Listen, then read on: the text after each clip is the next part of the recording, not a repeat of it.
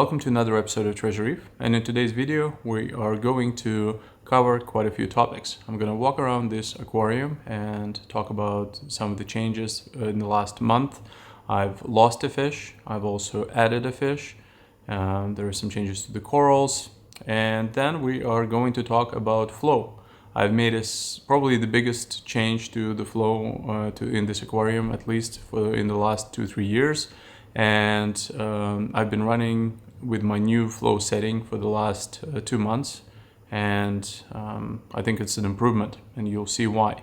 Finally, I did say about introducing a new fish. I've bought the most expensive fish I've ever kept. I've never had a fish like that, and unfortunately this fish is also super finicky and it's not eating. So stay tuned and let's dive right in.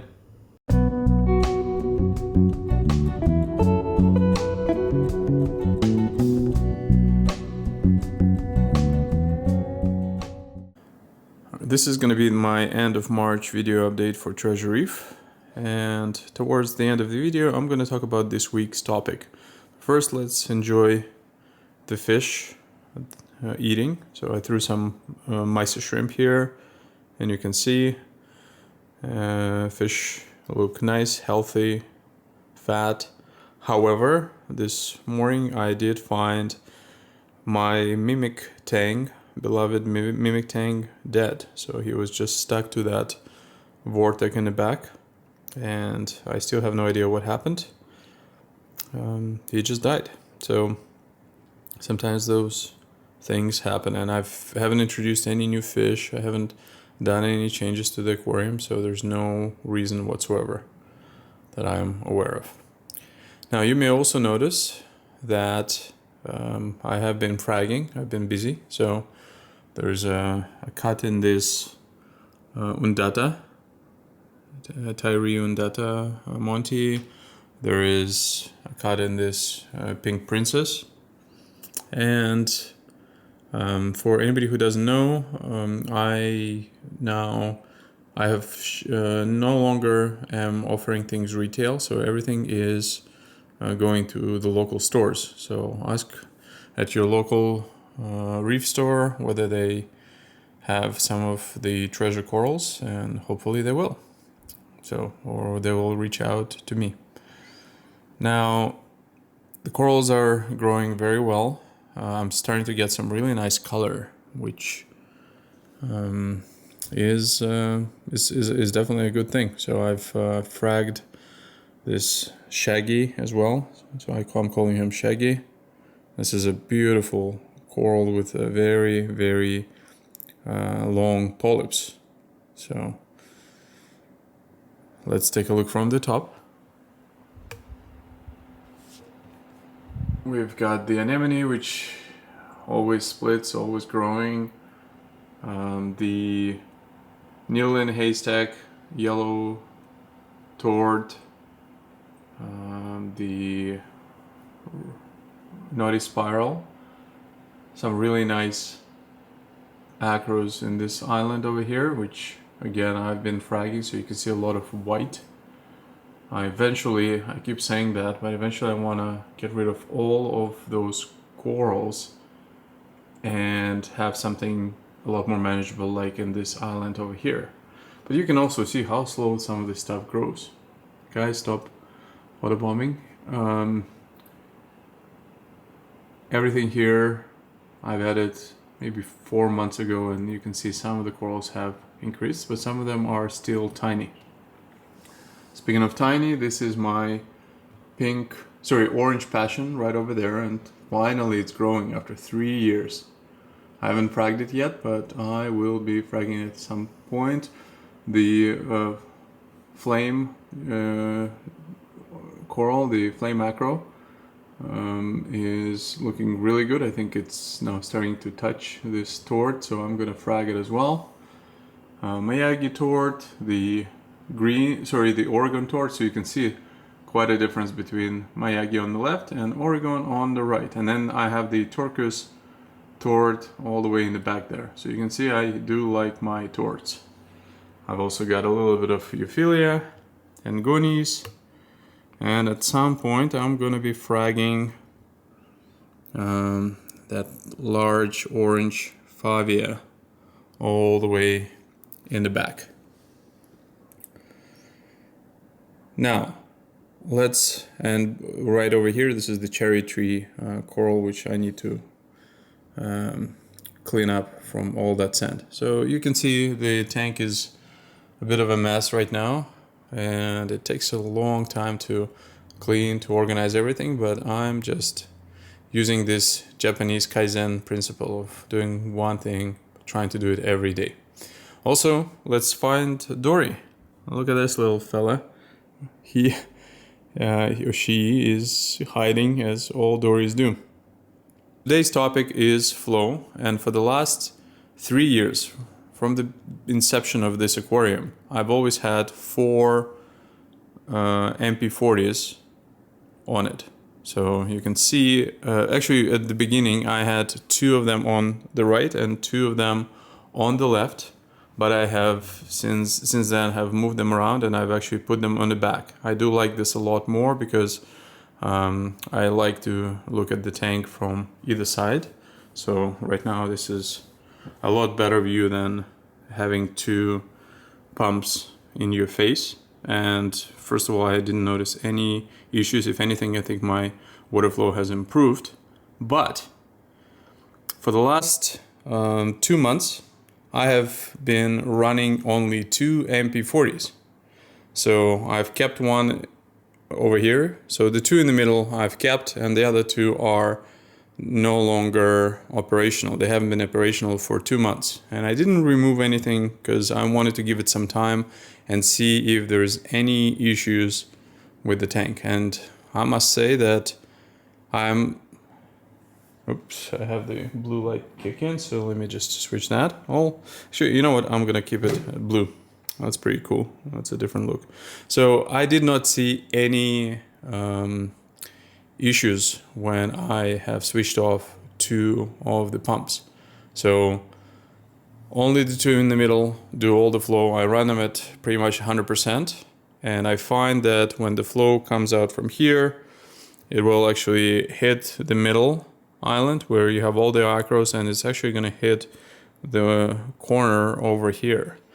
And I don't see any issues whatsoever. So I've actually gone back and looked at some of my previous videos, and none of the corals have been worse for it. So I think I'm gonna stick with this, and I'm gonna get rid of 2 of those MP40s, and I'm gonna try to run a 5-foot aquarium for the first time with only 2 MP40s. So a lot of you have asked me about my flow, and right now I just run it at Reef Crest, very simple, up to 100%. I wish there would be a way in Mobius to specify the lowest setting for Reef Crest, because right now you can specify it at 100, but with my AI, for example, you can say, hey, I want to run it at 100, but lowest I want to go is, let's say, 50%. I don't think you can do it with Mobius yet. Technically, they should be able to allow for something like that. So that's really where it's at.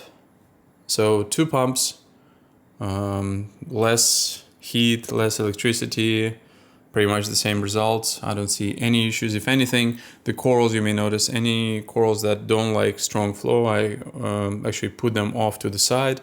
And if anything, they still get lots and lots of flow. So this tank does get lots of flow, but I just have managed to position it such that 2 pumps are kind of in its ultimate position. And yes, my water level does get quite high, and sometimes you can see it's almost at the point where it splashes, but it doesn't. And it's sufficient. So I think it's an improvement, and I think I'm gonna find some time and remove the wiring and clean it up and keep it a little bit easier. And you can see that while actually there's not that much of a difference, but I think there's a little bit more algae, or it looks like there's more algae in the one that hasn't been running, but not much. Anyways, let me know what you think, because I do get a lot of questions from the viewers asking about my flow and my position, and this is what I've done. So curious to find out what you think of this new setup. Well, I have decided to pull the trigger and get that beautiful white tail tank. I've never had it before. There's just something about it that made me really want it. So this time I think I want to document the whole experience from getting the tank from Reef Paradise demo and until the quarantine, and then finally making it all the way to the new tank. Oh, did I say a new tank? Wow, he's not shy at all. Oh, there's a little bit of nibbling. Beautiful. It's all right. It's all right.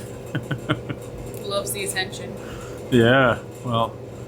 Oh, and he also, I forget how sharp their teeth are when it's little, because then he's gonna lose the sharp teeth, and then it's not gonna be that. Yeah, they're like little razors. Yeah, they're little razors. Gorgeous little fella. Nice. He's teething. Oh my goodness, this is so awesome. Love the guy. So we're gonna feed the fish and see. So how many you got? You got 4 in there, right? 4 in here. So and 1 is left, which is going to be or something. All right. So let's take a look. First of all, eliminate anybody who's not eating. Which I don't know. There's one that's kind of a little bit shy. Oh. A little aggressive guy. All right. I'm the smallest guy, really. I think that one. Yeah. So he's nice. Got a couple minutes out of his top fin, but I think they've just been fighting a little bit. Very nice. Look at that. So. Wow, so they're all pretty active. Good color on everybody. So, all right, I think I'm gonna go for the smallest one in here. This is this little fella. He is eating voraciously. He's got a couple of little cuts on its fins, but I don't think it's gonna be a big deal. I think he's gonna heal up very nicely. Clearly he's not the alpha in this room. So now we are going to try and catch him.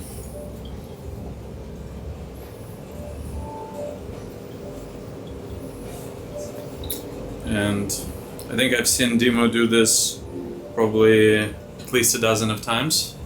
So he's taking his time and he knows how to do it.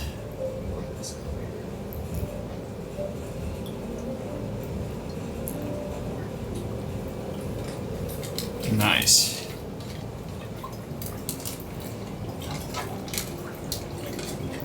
Good thing is the trip home is very, very short, so very soon he's gonna start the acclimation. So Dima, what's your salinity in your aquarium? In the fish system, it's 1.025, so it's pretty high. Yeah.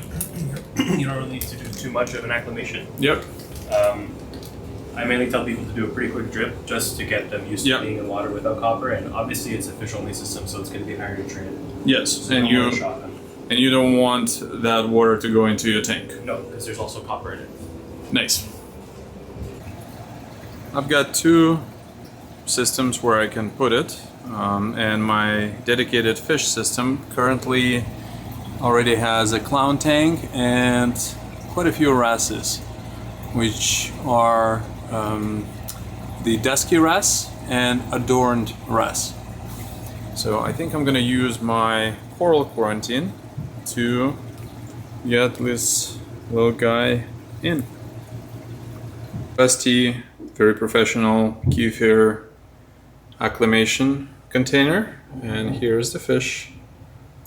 Obviously he's a little scared, so I'm gonna take him into the darkness and start the drip. And while Dimo had said that the salinity is at 1.025, I think I'm gonna still drip him for maybe 15 minutes just to have a little bit less of a shock. It's an expensive fish after all. So the drip is on, and the fish is now getting accustomed to the tank water, and you can see the drip is going at a pretty good pace. So I think I'm gonna just do it for about 10 minutes and throw them into the tank. Let's take a look at the state of both of my quarantine tanks. So the one on the right is my coral quarantine tank, and the one on the left is fish quarantine. So the one on the right currently has the newly introduced whitetail bristletooth, and the one on the left actually does have, and you can see him coming out right there, another bristletooth that I just picked up. I think I'm just on the bristletooth mania here, but it's just a regular one, so completely not the same price level.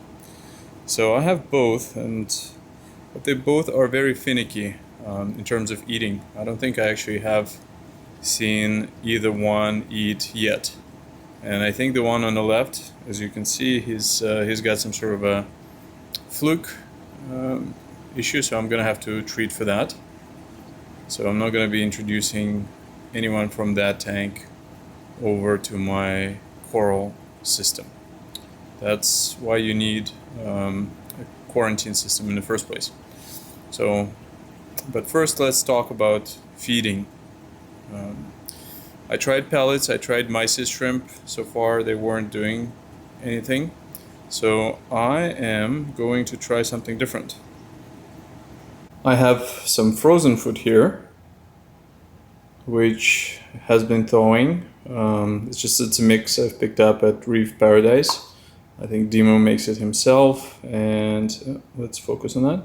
So it is just a mixture of a whole bunch of different frozen foods, but now I'm just going to add a little bit of this garlic essence by Fauna Marin, and let's take a look whether the fish are going to take a liking to this. So quick update, neither one of the bristletooth have gone for the frozen food that I've introduced, even with garlic. I'm gonna have to try it tomorrow and see if there are any changes. Meanwhile, I'm gonna monitor the state of both aquariums, state of both fish, watch out for any change of their behavior. Both of them are a little bit erratic. You can see that the one on the left is always kind of sticking around in one corner, and even the one on the right is kind of hiding behind that rock, and he comes up to the other corner and then comes back. So I'm not sure what's going on there, but maybe they'll just need some time. And if you were wondering, both of them have been eating at the store. So I have actually checked that, and they were both pretty voracious eaters. So not sure yet what's going on. Alright, I'm gonna try a different food. This is gonna be mysis shrimp. And we can see both this bristle tooth is out and about. I've actually added some already over here, but while the rest of the fish do go after it, I just fed it and they seem to enjoy it. The bristletooth is just not going for mysis, and same kind of is happening with this fella. So let's take another look. He's right there behind that cube, which I do like a lot. This is the Polyplab cube.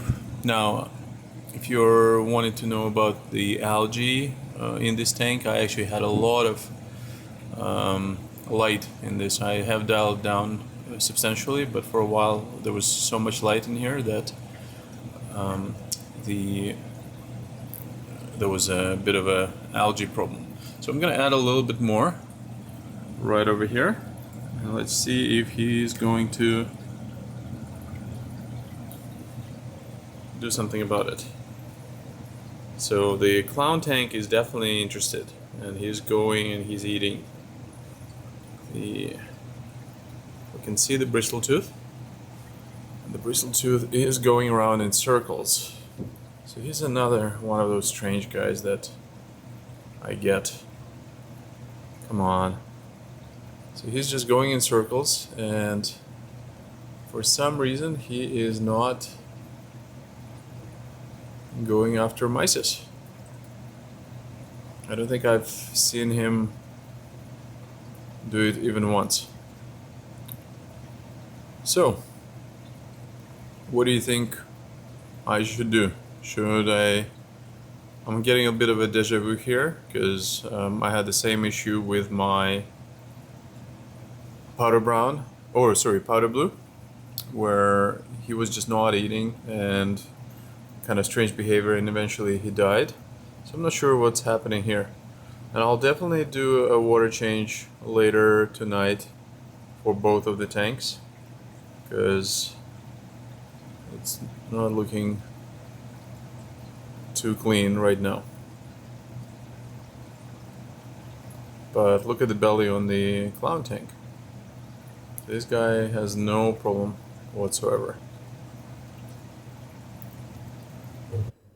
Well, I hope you have enjoyed today's video. As you've seen, the fish was eating just fine when it was at the store, but for some reason I'm running into some issues with him at the quarantine tank. So, if you have any thoughts on what I can do to improve the situation, please write in the comments below. Don't forget to like and subscribe and share this video. And finally, I'll see you in a week on Sunday, as always, with another episode.